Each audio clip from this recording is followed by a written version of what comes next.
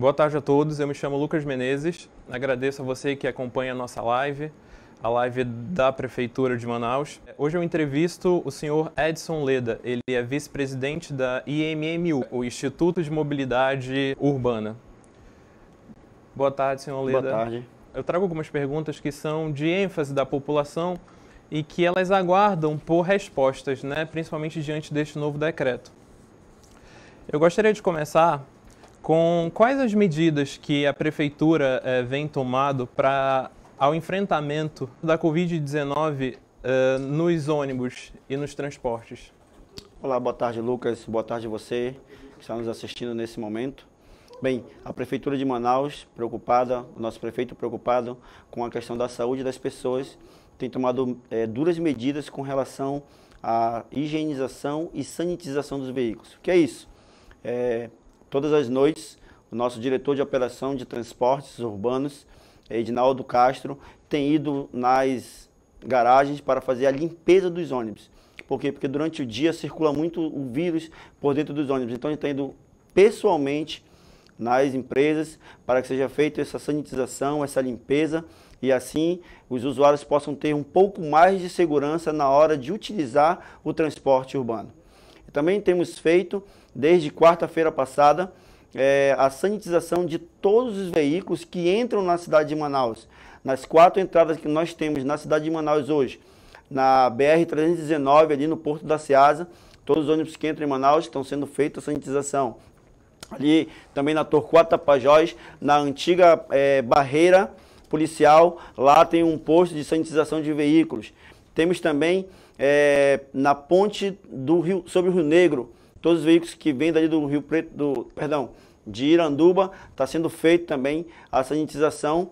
E também na Avenida das Torres, muito conhecida como Avenida das Flores, tem a barreira policial ali, o lado oposto de todos os veículos que vêm do Rio Preto, eles também estão sendo feita a sanitização. Então o prefeito está preocupado para que não venha mais contaminação entrando na nossa cidade, então está sendo feito esse trabalho de sanitização nos ônibus e nos veículos também. Muito importante. Com relação à frota de ônibus, como está o funcionamento, os horários, ainda mais com o decreto novo, né, de circulação, como está funcionando a frota? Então, Lucas, eu vou falar para vocês como estava funcionando com o antigo decreto e como está funcionando agora com o novo decreto. Com o antigo decreto, o prefeito determinou que nos horários de pico os ônibus funcionassem com a capacidade maior do que eles vinham funcionando normalmente. Ou seja, se antes era 100% nos horários de pico, de 6 da manhã até as 9 horas da manhã, os ônibus vinham trabalhando até com 140% da sua frota, para que evitasse a aglomeração de pessoas, tanto nas paradas quanto nos terminais. A partir desse horário, até as 16 horas, ele estava trabalhando apenas com 70% da frota.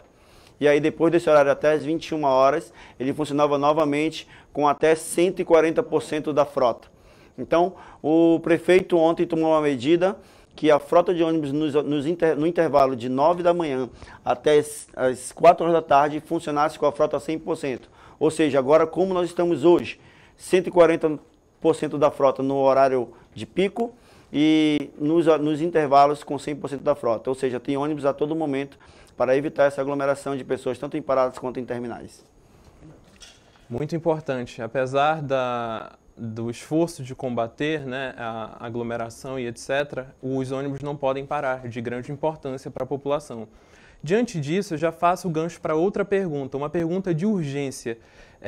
Temos recebido muitas questões sobre isso. Se o meu familiar precisar de uma ajuda médica, quais serviços, que tipo de urgência eu estou liberado para sair de casa e buscar ajuda? Num caso desse, um familiar passando mal, necessitando de ajuda, como proceder? Eu posso sair de casa? Bem, Lucas, apesar de o decreto ter apertado um pouquinho mais ainda a questão da circulação de pessoas, a população tem buscado saber essas respostas. Porém, o decreto ele vem em alguns dos seus incisos, ele vem falando que em casos emergenciais as pessoas podem sair de casa. Está passando mal, pode pegar o seu carro, pode ir até um hospital, pode ir até um pronto-socorro, pode ir até uma UBS, para que ela possa ser atendida e ela possa ser socorrida. Então, não fiquem achando que assim, agora está passando mal, a pessoa vai morrer, não pode sair de casa. Não, nesses casos o decreto tem a sua exceção. Na verdade, o decreto tem muitas exceções, então é só você buscar ler o decreto direitinho que você vai conseguir enxergar, ver que é possível também você sair de casa para atender essas situações emergenciais. Falamos já de ônibus, falamos de veículos e agora falando de viagem. Alguém que esteja chegando ou saindo de Manaus do aeroporto, como é que fica essa questão do lockdown? Ele pode sair, ele não pode sair, ele vai ter um motorista esperando ele na saída do aeroporto? Para quem está viajando, quais são as recomendações do decreto, quais as diretrizes dele? Então, é bem verdade que o decreto traz essas dúvidas para a gente. Então, o que nós precisamos passar para a população? Que em casos emergenciais, que em algumas situações que não estão previstas no decreto, a pessoa pode fazer o deslocamento, porque elas estão respaldadas pelo próprio decreto. Algumas situações análogas que não estão diretamente pautadas no decreto, em questões emergenciais, e desde que comprovada essa emergência, a pessoa pode sair, fazer o resgate da pessoa no aeroporto, ou levar a pessoa no aeroporto em segurança, sem precisar de estar preocupado com isso. Lembrando que o decreto ele é estadual, ele não é municipal, e nós, a Prefeitura Municipal de Manaus, já tem a preocupação de cumprir com todos os itens do decreto, para que assim a ordem possa ser estabelecida. Muito bom. Basta a comprovação, né? Mostrar o bilhete de viagem, algo do tipo. Todas as questões de urgência, obviamente, elas não serão punidas de nenhuma maneira. Agora, uma pergunta que todo mundo quer saber.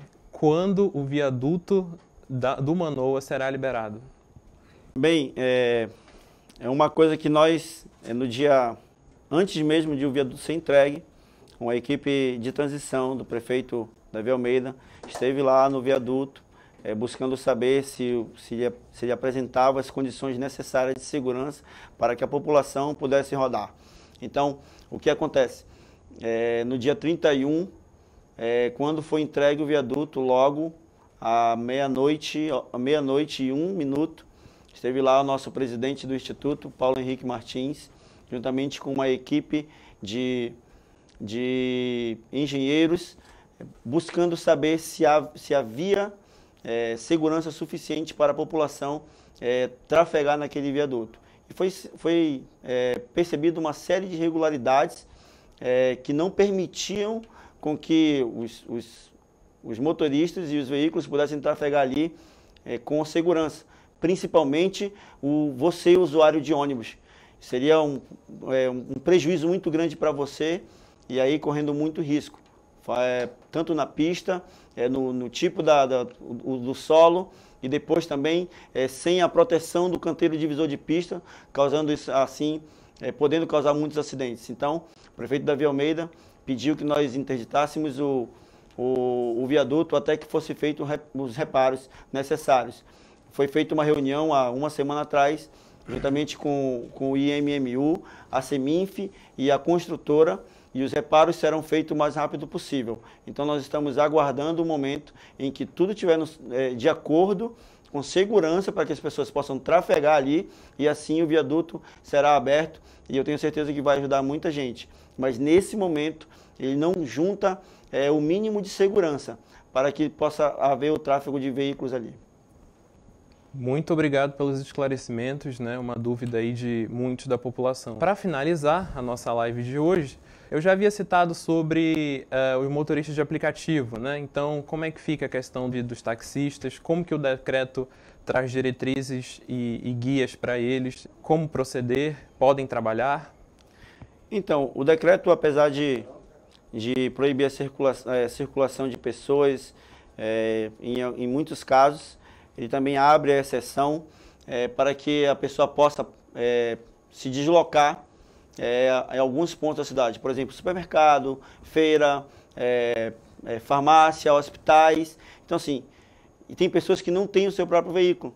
Então, esses veículos de transporte, eles podem estar realizando o serviço de transporte, prestando o serviço de transporte, desde que estejam respaldados por um dos artigos que está no decreto.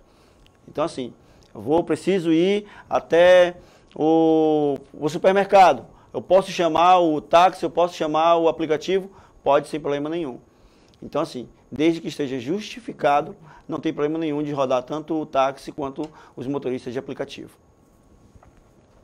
Muito obrigado, vice-presidente. Obrigado a você que acompanhou a nossa live de hoje. Amanhã retornaremos no mesmo horário, sempre trazendo algum servidor, algum funcionário da Prefeitura, trazendo esclarecimentos e orientações para a população de Manaus, através dos serviços que estão sendo oferecidos e ofertados e como tudo está sendo demandado. Ok? Agradeço mais uma vez a todos que nos assistem. Obrigado, vice-presidente, mais uma vez. Boa tarde.